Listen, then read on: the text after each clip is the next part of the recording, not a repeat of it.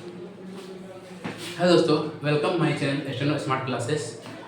SSC stenographer का CBT का आपको पता ही होगा, एग्ज़ाम चल रहा है। आज लास्ट डे है एग्ज़ाम का।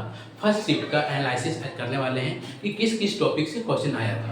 क्लास चल रहा था, क्लास लेने के कारण थोड़ा वीडियो अपलोड करने में देरी हो रहा है, ठीक है, लेकिन फिर भी बता दे रहे हैं किस किस टॉपिक से आया है और मोस्टली कितने लोग कितना अटैम्प्ट कर रहे हैं और किस टाइप का क्वेश्चन आ रहा है वो बताने वाला है आपको, ठीक है।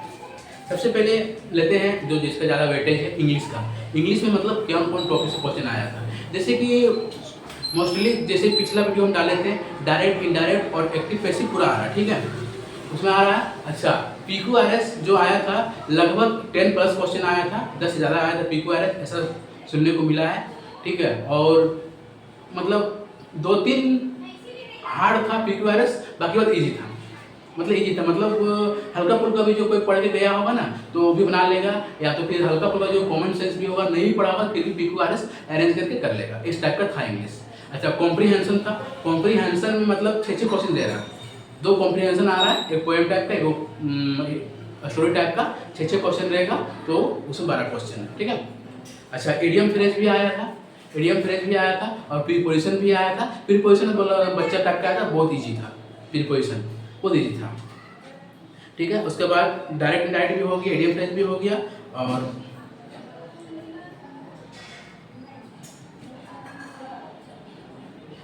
और कॉम्प्रिहेंशन भी आया था और क्लोज टेस्ट भी आया था और क्या बोलते हैं वोकैब भी आया था जो इजी आ रहा है, असाइनमेंट 2 भी आ रहा है। मतलब इंग्लिश का पोर्शन मतलब कुल मिला के इजी आ रहा है, मतलब कोई टफेस्ट नहीं आ रहा है, मतलब 70 से 80% मतलब इजी, मतलब बना लेगा, कोई भी बना लेगा, मतलब हो सके इस बार कट ऑफ चढ़े, इस तरह से क्वेश्चन इस बार दिया है। अच्छा, अब आते हैं हम लोग जीके जीएस में। जीके जीएस के बाद फिर बताएंगे आप लोगों को करंट अफेयर के बारे में, रीजनिंग के बारे में, सॉरी।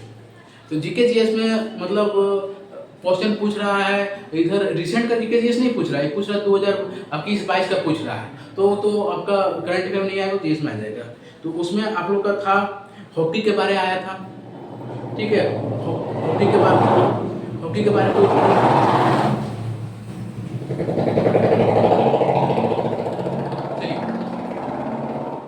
के बारे आया था उसमें।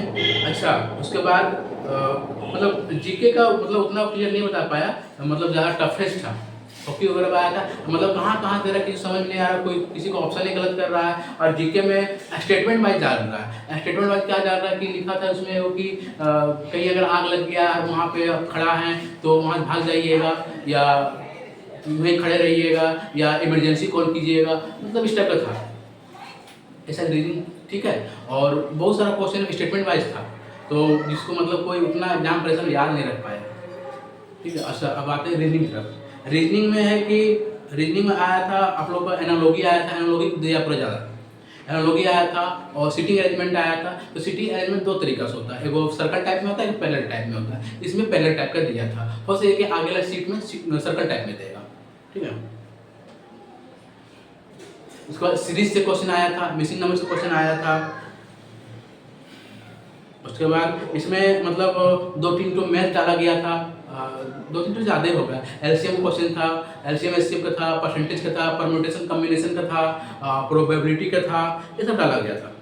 मैथ का क्वेश्चन डाला गया था। अच्छा, उसके बाद ये भी है कि रीजनिंग का सुनने में आया कि 2-3 तो मतलब क्वेश्चन गलत था, मतलब इसलिए गलत बोला जा रहा है क्योंकि उसका ऑप्शन ही टेली नहीं कर रहा है, मतलब कौन सा ऑप्शन होगा, तो जब ऑप्शन नहीं मिल रहा है तो क्वेश्चन ही गलत माना जाएगा। तो उसमें से मतलब मान करके 2-3 क्वेश्चन भी गलत था रीजनिंग का, ठीक है। तो एक क्वेश्चन गलत डालने से दिक्कत यही होता है कि आपका टाइम एक्सपेंड होता है, क्योंकि आप सोचिए इसको बना लेगा वहाँ ऑप्शन टेली नहीं करेगा, जो उसमें टाइम एक्सपेंड होता है। तो क्वेश्चन गलत नहीं देना चाहिए था, भले हल्का टफ दीजिए बात अलग है, लेकिन क्वेश्चन गलत मत दीजिए। और फिलहाल तो यही रिव्यू मिल पाया है, ठीक है। और स्टेटमेंट भी आया था, स्टेटमेंट में मतलब बहुत ज़्यादा स्टेटमेंट पूछ रहा है, तो वहाँ पे स्टेटमेंट में ऐसा क्वेश्चन आता है कि आप लोगों को लगेगा कि कौन सही है और कौन गलत, पता ही नहीं चलता है उसमें। ज़्यादातर उसमें अगर दिमाग लगाने चाहिए, बिना पढ़े लिखे मानने चाहिएगा, उसमें ज़्यादा गलती होने के चांसेस रहता है। तो कोशिश कीजिएगा कि एनालॉजी या स्टेटमेंट अच्छा से पढ़ के जाइएगा, ठीक है। बाकी बात ओवरऑल तो ठीक ही ठाक है। अभी सुनने में आ रहा है कि मतलब कोई कोई सेंटर में मतलब कोई तरह से मतलब माउस या सिस्टम मतलब कुछ ठीक हो गया है, मतलब उतना पहले जैसा जो विरोध चल रहा था कि नहीं काम कर रहे हो, तो सुनने में आ रहा है कुछ ठीक हो गया है कोई कोई सेंटर के बारे में। ठीक है दोस्तों, वेलकम, थैंक यू। अब सेकंड शिफ्ट का एग्जाम होता है, अगर रिव्यू मिलता है फिर बताएंगे आप लोगों को। थर्ड शिफ्ट का एग्जाम होगा, रिव्यू मिलेगी, फिर बताएंगे आप लोग को। अच्छा एक बात और, लगभग अप्रोक्स कटअप, मतलब कटअप क्या बोलते हैं, मतलब जो क्वेश्चन कितना मतलब अटेम्प्ट हो रहा है, कितना क्वेश्चन अटेम्प्ट किया जा रहा है, लगभग 170 टू 190 के अप्रोक्स में सारे लोग अटेम्प्ट कर रहे हैं।